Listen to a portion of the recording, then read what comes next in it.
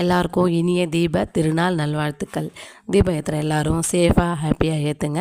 இன்றைக்கி எனக்கு 5 மணி வரைக்கும் வேலை இருந்தது. அதுக்கப்புறம் தான் நான் வீட்டுக்கே வந்தேன்.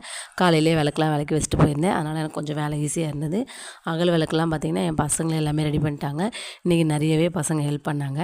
எங்கள் வீடு வந்து ரொம்ப சின்னது தான், பூஜை ஸ்டாண்டும் ரொம்ப சின்னது தான். நான் தீபம் வச்சதும் எங்கள் ஊரில் தீபம் வச்சதும் ஒரே டைம் ஆகிடுச்சு. எங்கடா லேட் ஆகிடுமோன்னு நினச்சேன். ஆனால் வேகமாக வேலை செய்வோம், கரெக்டாக ரெண்டும் ஒரே டைமில் அமைஞ்சிருச்சு. ரொம்ப ஹாப்பி எனக்கு.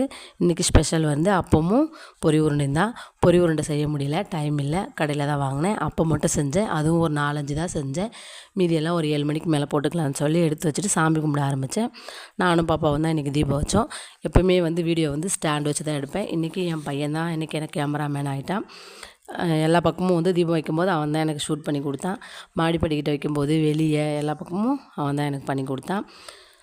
அவன் பண்ணி கொடுத்துட்டு நானும் ஒரு தீபம் வைக்கிறேன்னு சொல்லி அவனை தீபம் வச்சான் சந்தோஷத்துக்காண்டி.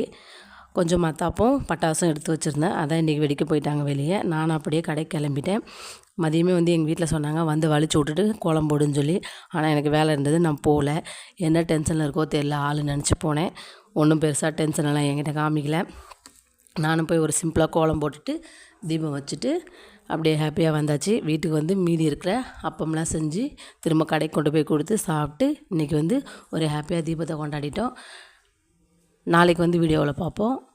பாய்.